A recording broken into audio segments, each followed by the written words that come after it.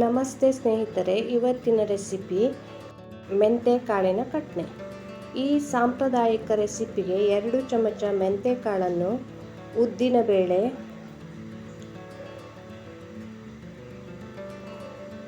ಕಾಳು ಮೆಣಸು, ಜೀರಿಗೆ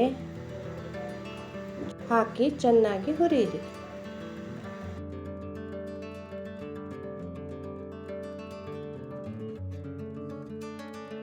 ನಂತರ ಅದಕ್ಕೆ ಕಾಯಿ ತುರಿ, ಹುಣಸೆ ಹಣ್ಣು ಸೇರಿಸಿ ಮತ್ತಷ್ಟು ಹುರಿಯಿರಿ. ಅದನ್ನು ಮಿಕ್ಸಿ ಜಾರಿಗೆ ಹಾಕಿಟ್ಟುಕೊಳ್ಳಿ.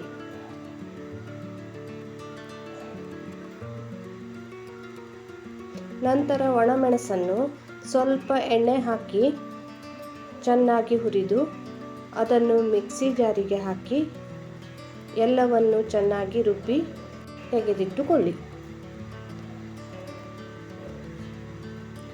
ಈಗ ಒಂದು ಬಾಣಲೆಯಲ್ಲಿ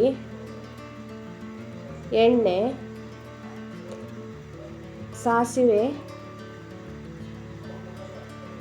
ಒಣಮೆಣಸು, ಉದ್ದಿನಬೇಳೆ,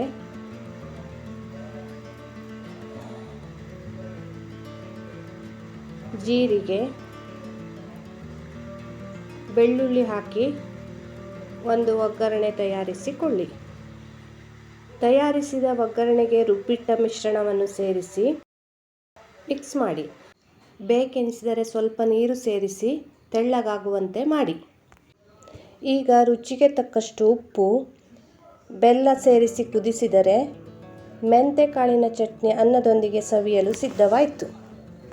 ಈ ಮಳೆಗಾಲದಲ್ಲಿ ಬಿಸಿ ಬಿಸಿ ಅನ್ನದೊಂದಿಗೆ ಈ ಕಟ್ನೆ ತುಂಬ ಚೆನ್ನಾಗಿರುತ್ತದೆ.